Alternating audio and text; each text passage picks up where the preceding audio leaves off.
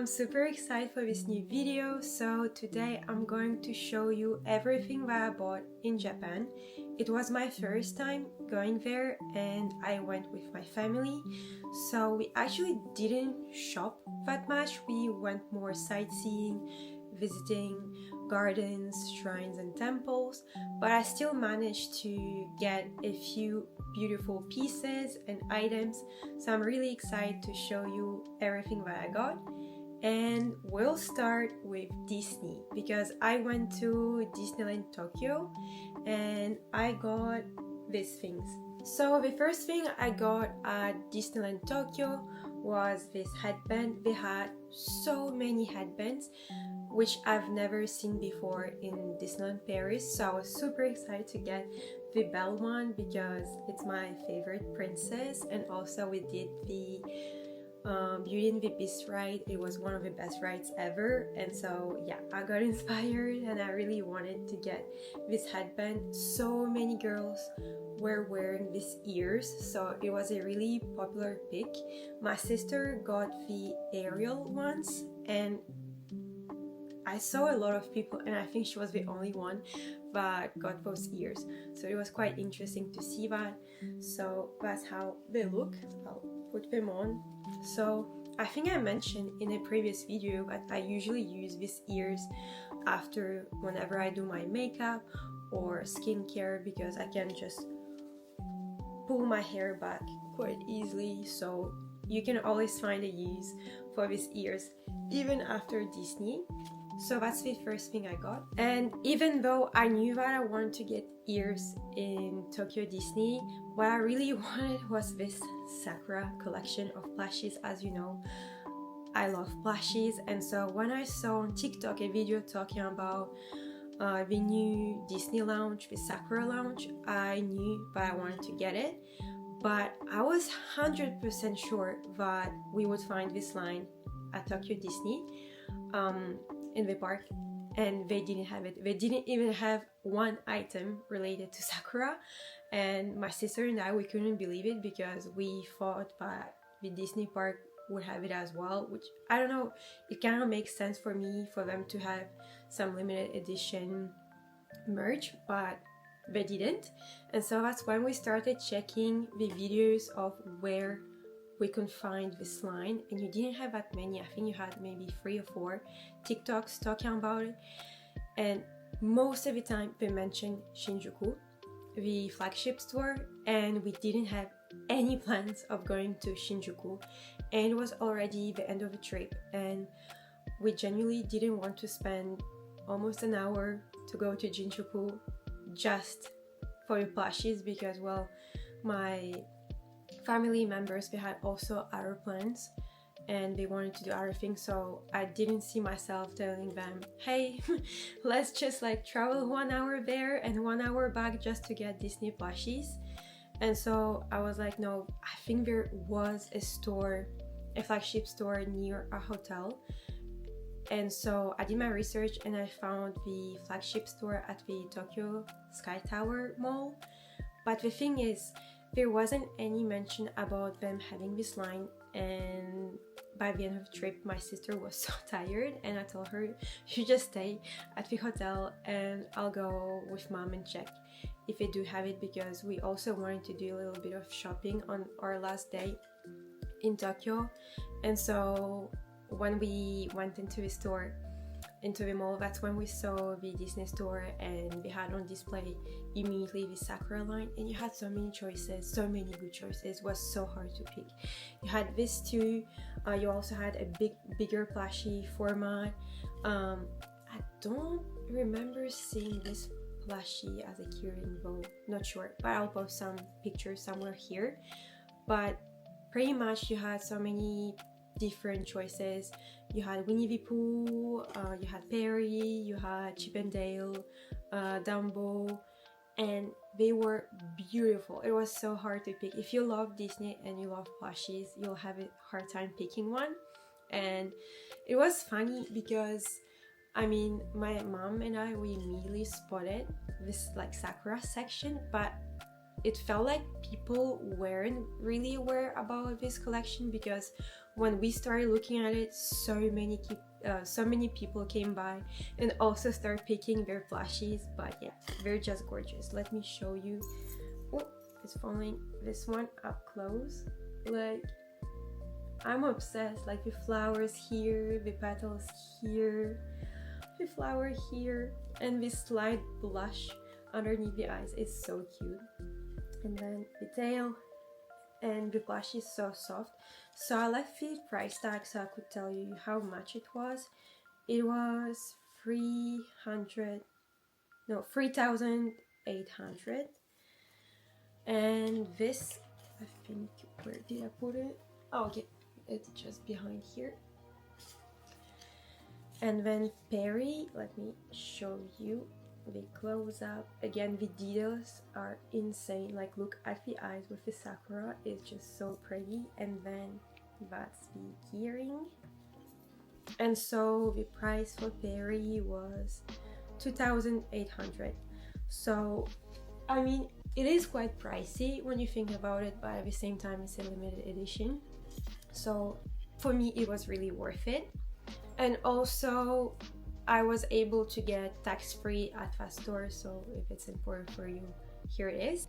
And then another thing I got while I was there is this small hand towel stitch, which is so pretty. I love the colors, and you had actually quite a lot of choices again. Honestly, if you love Disney and you want some sort of exclusive merch, I would highly recommend checking out the flagship stores, because the Tokyo Disneyland store, yes, you had a lot of choices for headbands, but the rest was kind of basic, I want to say. No, you had one store that was kind of exceptional. It was the Beauty and the Beast one, but if you're looking for plushies and stuff, I feel like checking out the flagship stores is really worth it. And I don't have a price for this one, so I cannot tell you how much it was, but it wasn't that expensive, which is why I also picked a hand towel. And now the next thing I'm going to show you, it's the key ring that I got for the new bag I bought in Japan. So it's a small fluffy yellow bunny with beautiful yellow tulips. Honestly, when I saw it, I just absolutely fell in love with it, and I knew I had to get it. So the shop is called Ava Craft, and you had also other key rings, you had earrings, rings, what else did you have? Hairpins and stuff. So it's sort of kind of like a Claire's shop, but with a bit better quality, not gonna lie. But yeah, it's so cute. And I don't know if I have a price. Yes, I do. It was 1,650 yen. So I'll do the conversion and I'll put it somewhere up here. But yeah, it's super cute. And so here is the bag that I got. It was such a coincidence. I feel like I'm repeating this word, but as I said, we didn't really have days dedicated to shopping. I think only the last day was more dedicated to shopping. But anyway, so all the things that I bought were, most of the time I just saw something and I bought it, and that's how it was for this bag. So it's a Japanese brand, and when I saw it I knew I had to get it because it was so different from all the bags that I used to see back home. So let me show you how it looks like. So here is how the bag looks like. Isn't it absolutely beautiful and kind of unique? Like, I'm obsessed with the color, with the shape. You had this bag in pink and in blue, and then I think my sister showed the bag she got. Honestly, it was also my, I want to say second choice, but honestly these two were my first choice. But I had to pick one, so I picked the yellow one because I don't have any yellow bags. I don't have any bags that look even close to this one, and yeah, it was absolutely cute. And so the price, I don't think I have a price, but I remember paying over I think it was over 110 euros, closer to 120 actually. So yeah, that's how it looks. I'll try to show you how it looks inside. So I got the kind of like paper for the shape.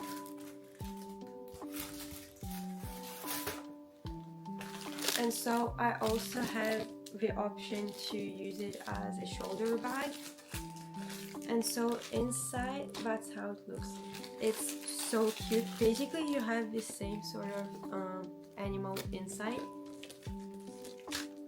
I don't know if you can get a good look. I think I'll do probably short video showing how it looks a little bit better. But yeah, pretty much that's the bag I got. And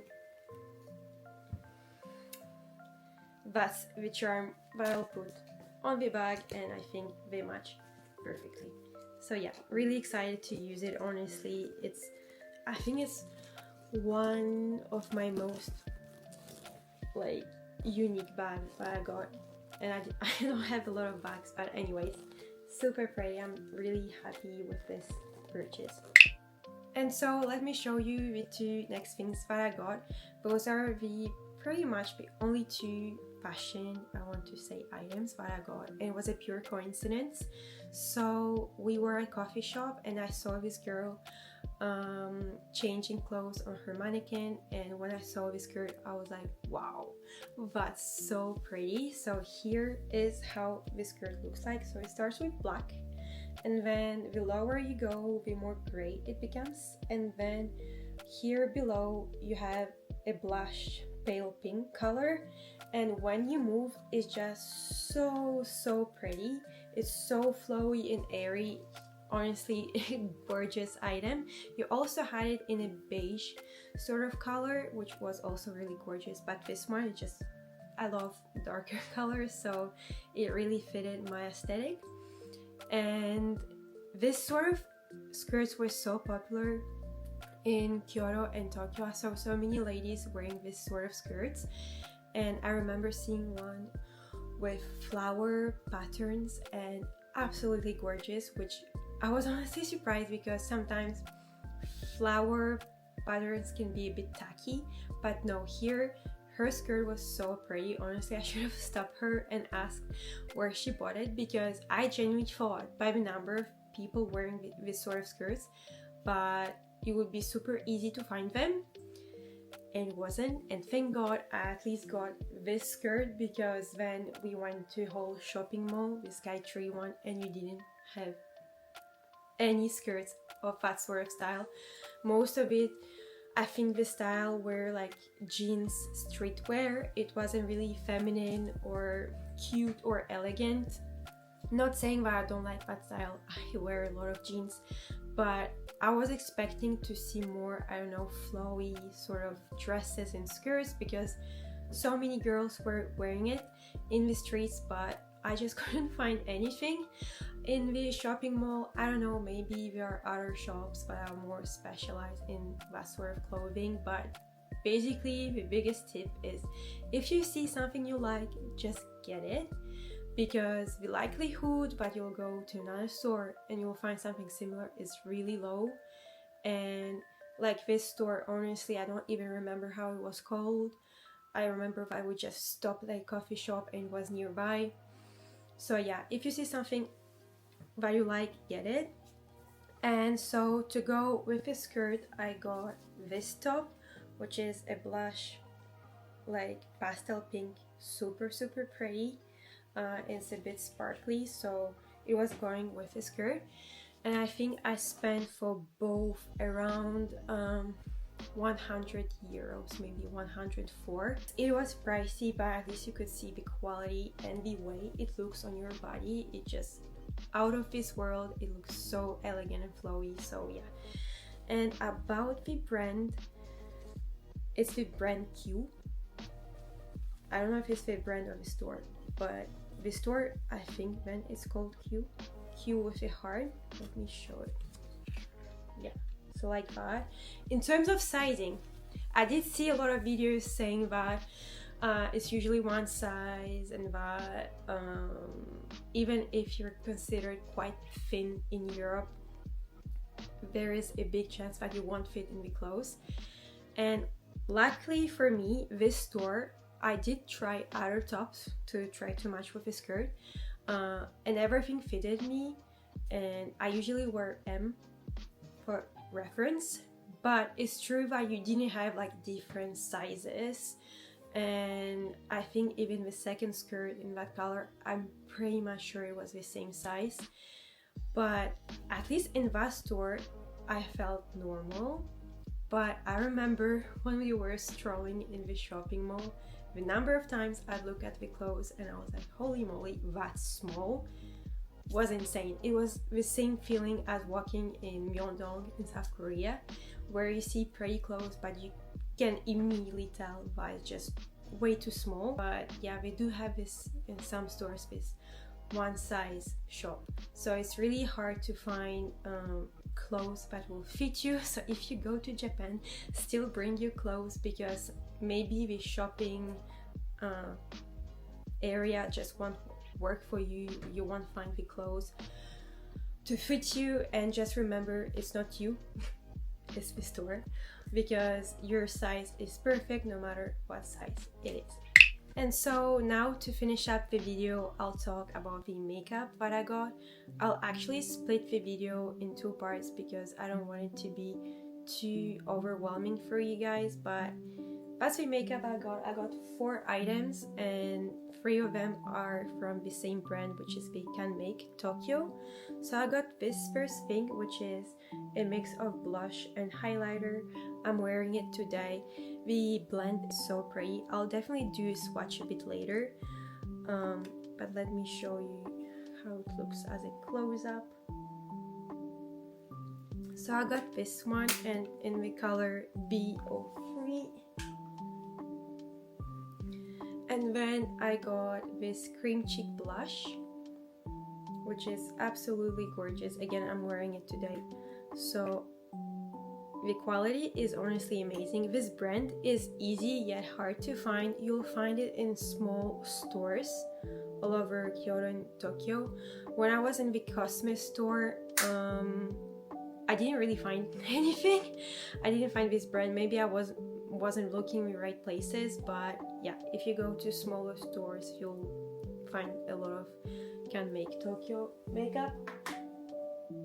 Then the other thing I got is an eyeshadow base from the same brand, and thank God, because I was running out of my eyeshadow base. And if you have eyes like mine, you know that you cannot do an eye makeup without a base.